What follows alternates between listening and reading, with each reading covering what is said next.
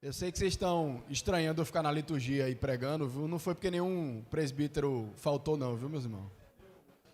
Eu mesmo que quis assumir esses dois papéis hoje, porque eu acho que tem momentos que a gente precisa ministrar para a igreja aquilo que Deus tem direcionado para o nosso coração, para o bom andamento da igreja e do nosso coração, valores importantes da palavra de Deus, que Deus tem me incomodado há um certo tempo para a gente estar compartilhando com a igreja. E eu creio que é minha responsabilidade principal como pastor. Mas vamos bem. É muito comum as visões que as pessoas têm de Deus. E é muito comum as distorções que as pessoas têm sobre Deus. Nós vivemos num mundo onde a verdade absoluta ela é completamente rejeitada. Qualquer coisa que se promulga como certo, em detrimento de outras coisas serem erradas, nós vivemos uma época de falta de definição. Falta de certo ou errado, falta de verdade, falta de moral, falta de um monte de coisa. Temos uma mentalidade onde a pluralidade de ideias é sempre mais importante do que a realidade que nós vivemos. E Deus entra nesse pacote, onde o Deus que eu quero é o Deus que eu me sinto bem crendo. Não importa se ele é real, se ele é mentira, eu me sinto bem quando eu acho que Deus é assim, e a pessoa cria um Deus que ela inventou da cabeça dela, do que ela acha, e Deus para ela é aquilo. E aí muitas vezes é uma ideia misturada com outras religiões ou até com as próprias experiências e concepções das pessoas. E uma concepção muito comum que as pessoas têm de Deus é que Deus está sempre à nossa disposição para ajudar aquilo que nós queremos. Temos essa visão de que a bondade de Deus, na verdade, é um compromisso que Ele tem para conosco, para nos servir. Transformando aquilo que é uma graça, uma dádiva, numa obrigação da parte de Deus, onde Deus, por ser bondoso, Ele me ajuda com aquilo que eu quero. Ou, por outras vezes, transformando Deus em algo que a gente acha que não recebe algo de Deus porque a gente não está fazendo as coisas do jeito certo. Como se Deus fosse um cofre em que existem certas coisas que eu preciso fazer na ordem certa para que eu receba dele aquilo que eu quero. No fundo, numa concepção ou outra, o que está no centro da questão não é Deus, mas sim eu. Os meus desejos, aquilo que eu quero que aconteça, os meus sonhos, né, os meus planos, e Deus, na verdade, é somente um ajudante. Até aquela frase que vocês já viram em Kombi, né? Já viram a frase em Kombi? O homem sonha e Deus realiza. Que coisa, não? O sonho é meu. É Deus quem faz acontecer, mas o sonho é meu.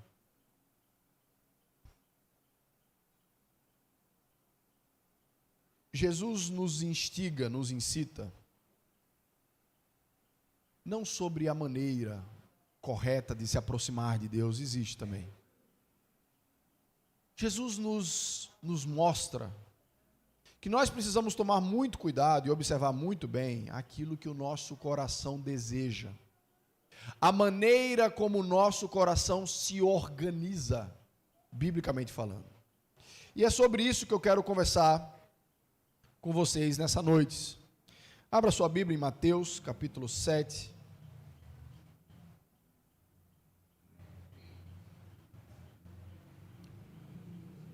Mateus capítulo 7, a partir do versículo 7.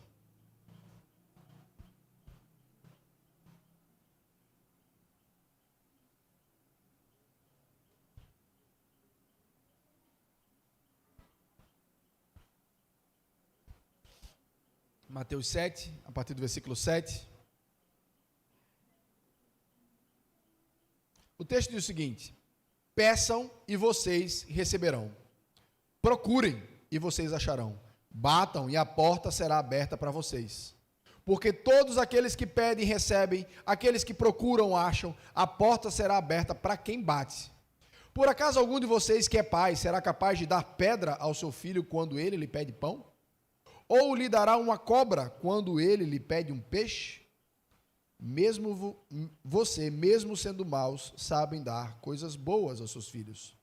Quanto mais o Pai de vocês que está nos céus dará coisas boas aos que lhe pedirem. Vamos orar? Senhor, nosso Deus, nosso amado Pai, te agradecemos, ó Pai, pela tua palavra, por essa porção que Cristo Jesus deixou para nós, para que possamos meditar, Senhor Deus, e sondar o nosso coração. Senhor Deus, que nós não sejamos ignorantes, ó Pai, quanto às palavras de Cristo Jesus e da tua Sagrada Escritura. Que nós possamos estar realinhando, ó Pai, a nossa vida conforme a tua verdade eterna e revelada, ó Pai, nas tuas Escrituras. Senhor Deus, que o teu Santo Espírito possa falar ao nosso coração nessa noite e nos instigar, ó Pai, aquilo que Jesus Cristo está querendo ensinar ao povo daquela época e agora para nós. É assim que nós oramos, em nome do teu Filho amado Jesus. Amém. Pense num texto que o povo gosta. Que você lê esse texto, o que é que você acha? Eu vou conseguir tudo que eu quero. Jesus, não foi eu que falei não, viu? Foi Jesus. Jesus disse que se eu pedir, eu vou receber. Que se eu buscar, eu vou achar. E que se eu bater, a porta vai se abrir. Não é não? É o que Jesus está dizendo aqui, ó. Ele ainda diz 2 vezes. Então, quem acredita sempre alcança. Aí vai. A gente gosta muito de versículo que dá esperança para o nosso coração. E de fato tem muito versículo que dá esperança para o nosso coração. Mesmo às vezes que a esperança não faça sentido. Uma vez eu estava conversando com um amigo meu. E ele colocava assim na internet mensagens que diziam assim, mensagem do universo. Não sei o que, não sei o que, não sei o que, não sei o que, não sei o que, não sei o que. O seu dia hoje, tal, acredite. E eu vendo isso vez após vez, chegou uma hora que eu falei assim, ó, essa mensagem que vem do universo, quem é que escreve? Ele, como assim? Não está dizendo que a mensagem vem do universo? Quem foi que está recebendo essa mensagem e traduzindo para o português, para ser escrita? Ele, não, eu publico só essas mensagens porque eu gosto delas. Ou seja, pouco me importa quem está atrás do computador, fazendo aquela mensagem que se torna postável numa rede social, se é verdade ou não, eu gosto do que está escrito. É uma esperança fútil, uma esperança vã. Quando nós estudamos a Bíblia, a gente precisa aprender uma coisa muito importante. A Bíblia é a sua própria intérprete. O todo da Bíblia não pode dizer coisas diferentes para nós, porque o autor é único. Deus supervisionou todo o processo de escrita da palavra de Deus. E muitas vezes nós interpretamos errado um texto, simplesmente porque nós não olhamos para os outros textos da palavra de Deus que nos ensinam sobre isso aqui, sobre o mesmo assunto. Nós precisamos que todos os textos estejam em harmonia, ou então a nossa interpretação está errada, porque eu estou colocando 2 autores diferentes dentro do mesmo livro. Então, ao estudar a Bíblia, a gente vai percebendo e compreendendo cada vez mais e obtendo uma fé que é madura. A Bíblia, esse não é um texto ou uma promessa que Jesus nos faz sem restrição. Se esse texto fosse sem qualquer restrição, se ele fosse literalmente, como a gente já viu vários textos aqui do Sermão do Monte, onde Jesus não está sendo literal, Jesus está querendo nos chamar a atenção para o ensinamento que ele quer dar, a gente vai acabar se perdendo, porque vai acabar aprendendo que tudo que a gente pede para Deus, Deus nos dá. Isso é verdade. A gente precisa de muita inteligência para poder descobrir que, na verdade, não é assim que as coisas funcionam. Agora, vou lhe ajudar como isso é simplesmente fácil da gente chegar nessa conclusão. Jesus, depois de ter feito a última ceia, celebrado a última Páscoa dele aqui na terra, que ele estava com os discípulos, e ele diz que um deles vai trair Judas, sai aquela confusão toda, e aí depois eles saem dali e vão para o jardim de Getsemane. Jesus ali em seu profundo sofrimento, em sua profunda agonia, ele chega para o pai e faz assim, Pai, se possível, afasta de mim esse cálice. O cálice da ira de Deus estava para ser derramada sobre Cristo Jesus na forma da cruz. Jesus insistentemente pediu, Jesus insistentemente procurou, Jesus insistentemente bateu na porta do Pai. Jesus teve o que ele queria. O Pai disse assim para ele, não, eu não vou afastar de você esse cálice. Se com o próprio Cristo Jesus, a gente já pode enxergar que Jesus aqui não está sendo universalista ou literal, a gente precisa entender o que é que Jesus quer nos ensinar aqui. Muitas vezes, meus irmãos, a nossa decepção com Deus tem uma raiz errada. O problema não está com Deus. A gente tem uma fé, uma concepção de fé muito errada. A gente confunde fé com positivismo.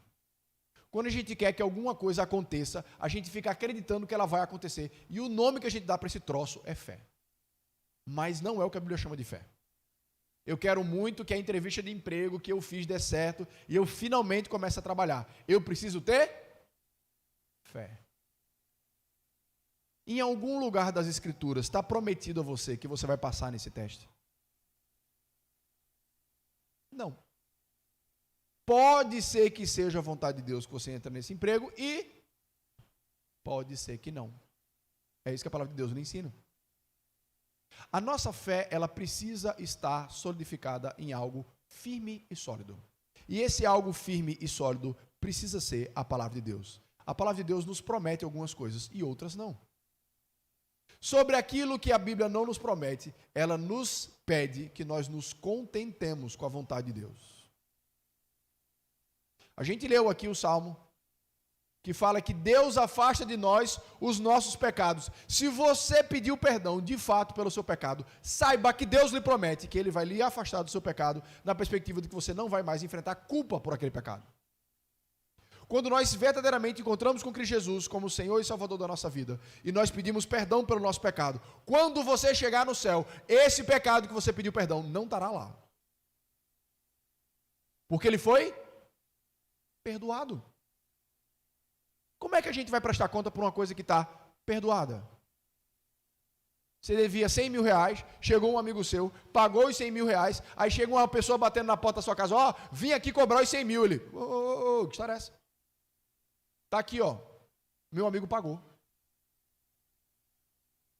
Essa é uma promessa da palavra de Deus.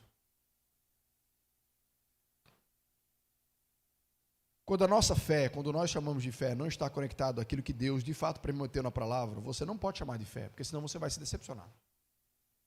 Você vai querer colocar em Deus coisas que Ele não prometeu. E aí, isso é muito perigoso. Então, quando a gente crê que Deus vai ser ou fazer algo, e isso não acontece, a gente começa a questionar se Deus realmente cumpre essas promessas, mas o problema não está com Deus. O problema está na nossa interpretação. Então, na verdade, meus irmãos, se você for maduro o suficiente, você precisa ser grato a Deus, porque esse texto não é literal. Sabe por quê? Quantos pedidos nossos foram feitos no momento de desespero, de profunda tristeza, que hoje a gente se arrepende do que fez, do pedido que foi feito para Deus? Quantos no momento de tristeza e profunda dor pediram para Deus levar, morrer, e Deus não nos deu? Em sua graça e misericórdia. Mas não está dizendo aqui? Peçam e vocês receberão?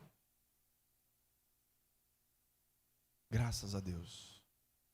Que o nosso Deus, em sua grande sabedoria, sabe quando nos dá sim e sabe quando nos dá não para aquilo que nós pedimos.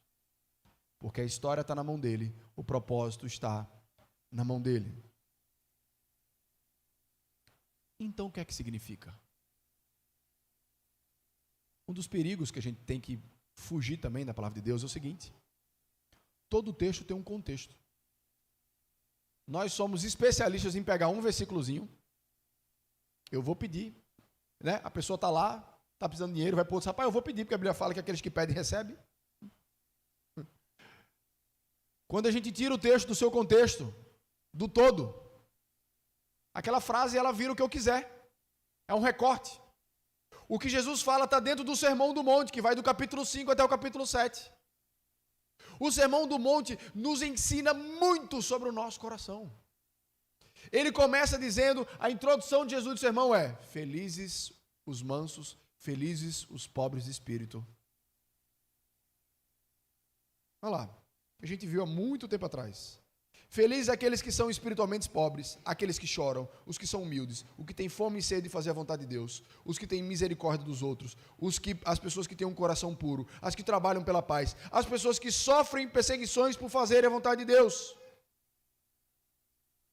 Depois ele começa a falar para a gente de tanta coisa elevada. sobre boas ações que nós devemos fazer de maneira velada, de maneira oculta, de uma ansiedade acalmada face ao cuidado de Deus, de uma prioridade em buscar a Deus acima de outras coisas. Jesus está chegando no final, gente. Jesus está chegando na conclusão do sermão dele. E ele está dizendo assim, à luz de tudo que vocês já viram, como é que vocês vão colocar essas coisas em prática? Como é que nós vamos conseguir ser isso que Jesus prega para sermos? Qual é a orientação dele? Busque, peça e bata. Jesus aqui não está falando de coisa material. Porque em nenhum momento do Sermão do Monte o foco de Jesus foi buscar coisa material, muito pelo contrário. Se a gente pegar um pouquinho antes, capítulo 6, versículo 33, portanto, ponham em primeiro lugar na sua vida o reino de Deus e aquilo que Deus quer. E Ele lhe dará todas essas coisas que eu citei, casa, comida e roupa.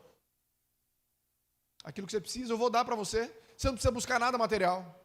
Agora, tudo que eu tenho falado para vocês, vocês vão precisar buscar. Vocês vão precisar pedir, vocês vão precisar buscar, vocês vão precisar bater. Se o nosso desejo é ser servo de Cristo Jesus, se o nosso desejo é caminhar com Ele, é isso que a gente deve fazer. Aí ele fala, se o desejo de vocês é ser igual a mim, vocês vão conseguir. Vocês vão bater e a porta vai abrir. Vocês vão buscar e vão encontrar. Vocês vão pedir e vão receber. Eu vou capacitar vocês para fazerem isso. Eu vou dia após dia alimentar e fazê-los crescer nessa busca por ser aquilo que Deus deseja que nós sejamos. Buscar a Deus, aí esse contexto aqui fica ainda mais claro. Sabe por quê? Porque as pessoas que não são cristãs não buscam a Deus. Elas não batem na porta de Deus. Se Deus quiser ajudar, ótimo. Se Ele não quiser ajudar, também. Essa atividade de ir atrás dEle, e a Bíblia deixa uma coisa muito clara, né? Vocês não estão indo atrás de um Deus, vocês estão indo atrás do seu Pai. Por acaso um pai dará pedra para um filho que pede pão? Jesus ainda está trabalhando com aqueles que estão num relacionamento de pai para filho. Só que esse versículo não se aplica a todo mundo.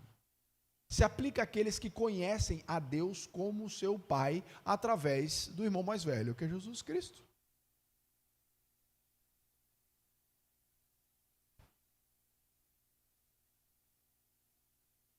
O foco de Jesus aqui, meus irmãos, do versículo 7 ao 11, é a oração, não vá para outro canto não. Jesus está dizendo, no tocante à oração, a sua busca a Deus, o seu relacionamento com Deus, o que precisa marcar a nossa vida não é euforia. O que precisa marcar a nossa vida é persistência e consistência. Constantemente batendo, constantemente pedindo e constantemente buscando. Mesmo que a vida não seja aquela euforia toda. O que Jesus nos ensina é, nunca deixem de querer estar com Ele. Sabe uma coisa interessante? Os discípulos andaram com Jesus 3 anos. Viram Jesus fazer de tudo. Multiplicar pão e peixe, tirar demoniado, acalmar o mar, andar por cima das águas, enfim, ressuscitar morto. Só existe uma coisa, pelo menos que eu me lembro, se alguém lembrar outra, me ensine, tá? Só existe uma coisa que os discípulos pediram para Jesus ensinar eles a fazer. Você sabe qual é? Os discípulos chegam para Jesus e falam assim, mestre, ensina-nos a orar. De tudo que eles viram Jesus fazer, o que eles acharam mais impressionante em Jesus foi a oração de Jesus. Eu lembro uma vez que a gente estava conversando sobre oração, e a clássica pergunta apareceu, pastor, por que a gente vai orar para Deus se Deus já sabe?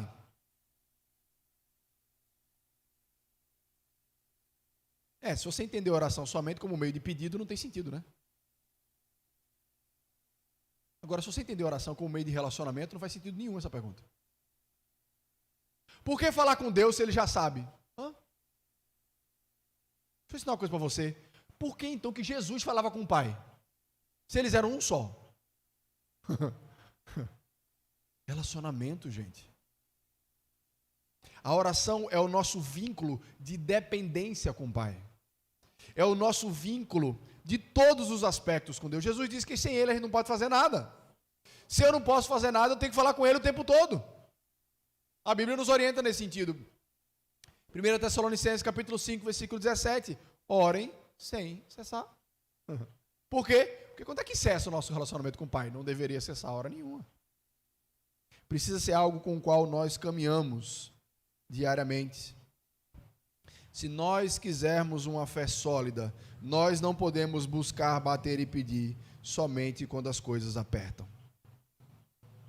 Se nós queremos uma fé firmada na palavra de Deus, à prova das circunstâncias, ela precisa ser cultivada todos os dias.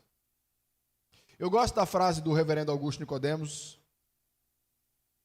quando ele fala que fé de verdade é quando nada de bom está acontecendo, quando eu não estou sentindo nada, e ainda assim eu continuo buscando a Deus. Porque eu creio que essa é uma prática da minha vida, que é indissociável da minha alma. Mesmo que eu não esteja sentindo nada, mesmo que eu não entenda, mesmo que as coisas estejam indo por água abaixo, para onde é que eu vou? Além do meu Deus.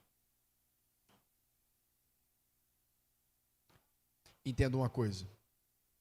Nós não seremos persistentes em bater, pedir e procurar, enquanto de fato nós não acharmos que nós precisamos. Você não precisa, você não busca. E aí que você começa a entender o que Jesus está dizendo. Porque o pecado, na verdade, é a independência, é a autossuficiência. Quando nós começamos a achar que nós estamos bem, quando nós começamos a achar que a gente já está cumprindo o Sermão do Monte, para que continuar falando? Para que continuar buscando? Eu já consigo. Está tudo certo. Está tudo bem. Então não preciso.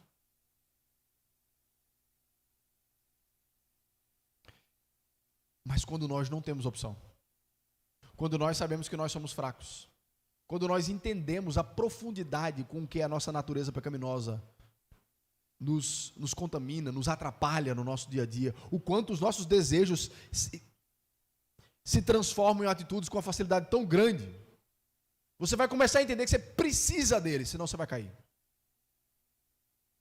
É aquela circunstância que você está com um problema sério e alguém chega para você, rapaz, eu estou com esse terreno aqui que eu não consigo resolver. Eu disse, vou dizer uma coisa a tu. Quem é fera nisso aí é fulano. Não conheço ninguém tão bom quanto fulano para resolver essa história. O que é que você faz? Manda uma mensagem para fulano. Aí fulano não responde. Aí você pega, liga para ele. Aí ele não responde. Aí procura saber onde é que fulano mora, para tentar ver se consegue conversar com ele. Vê se tem alguém que conhece fulano, para poder esse alguém conversar com ele, para poder ele conversar contigo. Você começa a tentar buscar de todas as formas, porque só aquela pessoa pode lhe ajudar. Nós não vamos ter esse tipo de postura enquanto a gente achar que a gente pode. Então, a dependência de Deus, ela vem através de uma sinceridade de conhecermos a fraqueza do nosso coração. Um grande homem de Deus, um gigante de Deus, um grande pregador, chamado Charles Spurgeon, ele tem uma frase que a gente bota muito no grupo da igreja. Oração é para os fracos. É por isso que eu oro. A gente só vai se dedicar à oração quando nós entendemos o tamanho, o nível, a profundidade da nossa fraqueza. Por isso que tem gente que não entende, às vezes, o quanto Deus precisa nos quebrar. Porque a gente não entende que a nossa força, muitas vezes, vai nos afastando de Deus. E a gente vai perdendo o que tem de melhor, o que é eterno. O que é melhor do céu? Não é viver com Cristo? Jesus não disse isso? A vida eterna é esta, que conheço a Deus e conheço a Jesus Cristo, a quem o Pai enviou. Ele não quer que a gente perca tempo. Nós precisamos nos conscientizar que, na verdade, a gente não tem nada. E Deus é quem tem tudo. A oração é um momento preciosíssimo da nossa alma, do nosso coração, de lembrar quem nós somos e quem Deus é. Fique sem orar, que você vai começar a achar que você é a grande coisa. Fique no meio da oração, insiste em estar diante de Deus, que você vai lembrar quem Ele é e quem você é. Para a gente poder obter bênçãos espirituais de crescimento, firmeza, ouvir a voz de Deus, é necessária uma ação contínua, persistência. Quantas vezes você cair, volte, comece de novo. Comece de novo. Persevere. É muito interessante quando Jesus, em sua revelação do Apocalipse, que ele escreve, as 7 cartas para as igrejas da Ásia Menor, todas as 7 terminam do mesmo jeito. Aos vitoriosos, aqueles que se manterem firmes até o fim, vão comer da árvore da vida, serão livres da morte, receberão um novo nome, governarão as nações, receberão uma nova veste, serão defendidos por Cristo perante o Pai, serão a coluna do templo, sentarão no trono para reinar junto com Cristo. Meus irmãos, a nossa mente é extremamente pequena para compreender o que Jesus está prometendo em Apocalipse. Jesus conquistou o local de autoridade de reinar sobre o mundo. Ele fala: aqueles que perseverarem até o fim sentarão junto comigo para reinar. Jesus está dizendo: alargue a sua visão do que significa caminhar comigo, porque a luz da eternidade, aquilo que nós estamos trabalhando, batalhando, buscando, vale muito a pena. Jesus vai, cena dos próximos capítulos aqui no Sermão do Monte.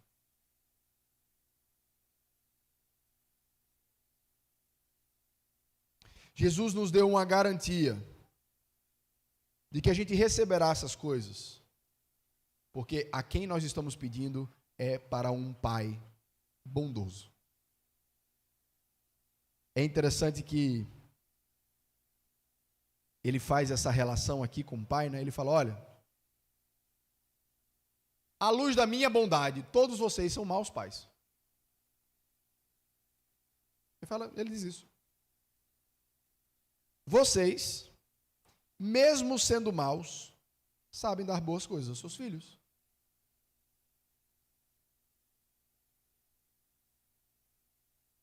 Ele fala: mesmo com o pecado entrando em vocês, mesmo com o pecado atrapalhando a criação de vocês sabem dar boas coisas aos seus filhos.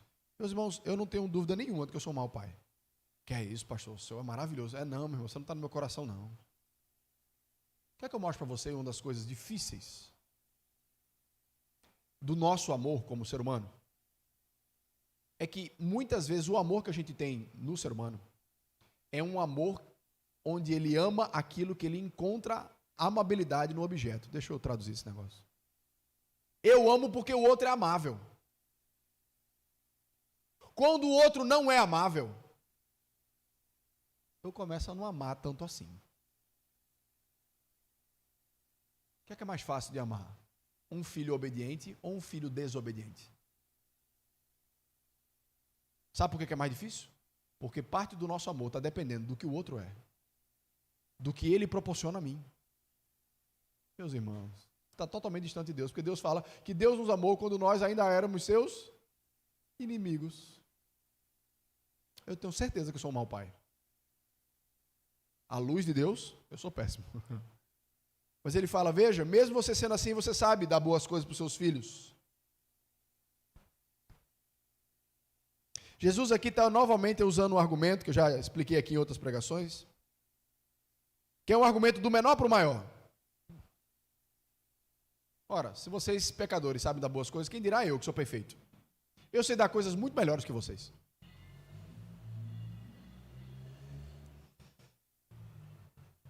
O grande problema dessas questões é que às vezes tem a ver com a maneira como a gente concebe o nosso pai terreno, Se a gente tem um pai amável e firme, a gente sabe, o filho sabe, que todas as vezes que ele pedir alguma coisa para o pai, ele sabe que o pai não vai dar nada nocivo para ele. Você já imaginou? Um filho chega para o pai e fala assim: pai, me dá um pouco d'água. Aí o pai pega lá, enche de pitu e dá para o menino. O menino vai lá na inocência, vê tudo transparente, Quando ele coloca na boca,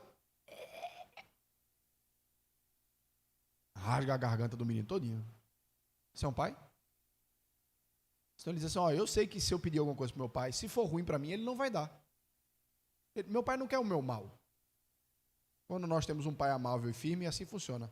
Mas se eu tenho um pai esbanjador e irresponsável, eu acabo sendo um filho arrogante e exigente. Porque eu sei que tudo aquilo que eu vou pedir, ele vai me dar. Então eu chego lá e começo a mandar. Olha, velho, eu quero isso me dê. Porque o pai é esbanjador e irresponsável. Mas existe o pai que é mesquinho e abusivo. E o filho fica com tanto medo que ele não pede nada com medo de ser agredido. Mas a Bíblia nos fala que Deus não é como nós. A Bíblia fala que Deus é bondoso. E Deus não empresta, Deus não vende o que Ele tem para dar. Ele dá. Quando Ele dar algo, é graça dEle. A gente estava conversando numa casa e falei assim, pastor, eu sei que eu não mereço aquilo que Deus tem me dado.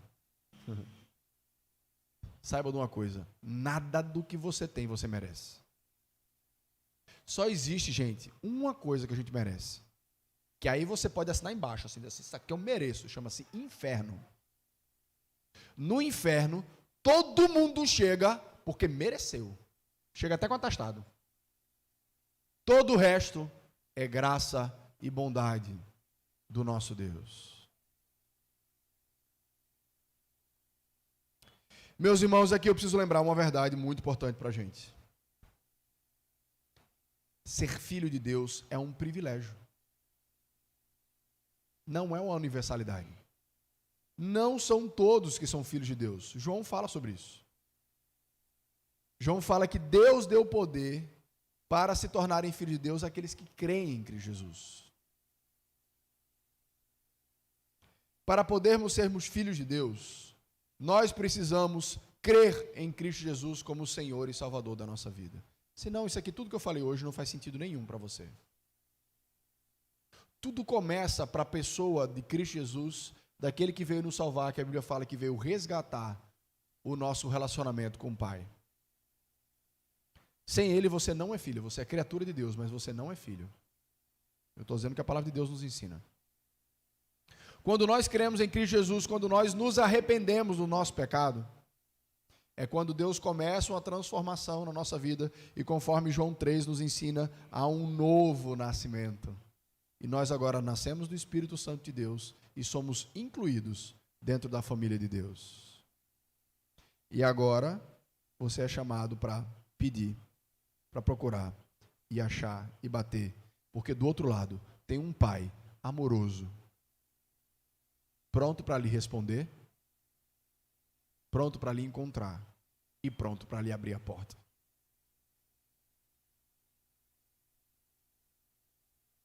Tem um detalhe que eu não contei da história de Jesus. A oração de Jesus no Getsemane, ele fez assim: Pai, se possível, afasta de mim esse cálice, mas não seja feita a minha vontade, e sim a tua. É a oração de Jesus que ele recebe um não e um sim. Não afastarei o cálice. Sim, eu vou fazer a minha vontade. Nós, como filhos, precisamos aprender a submeter os nossos desejos a Deus, confiando numa coisa bem simples, difícil de colocar no coração, mas simples. Que o nosso Pai é um Pai poderoso e bondoso, e que nós podemos confiar nos seus planos para a nossa vida. Nós somos chamados a persistir na nossa busca por Deus. Vamos baixar nossas cabeças, vamos orar?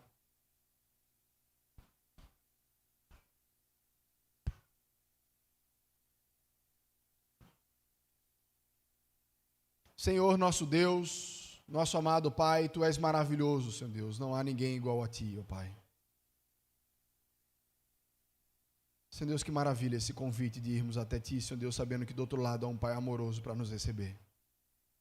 Somente o Teu Filho, ó Pai, que Te conhece, poderia nos ensinar esse caminho.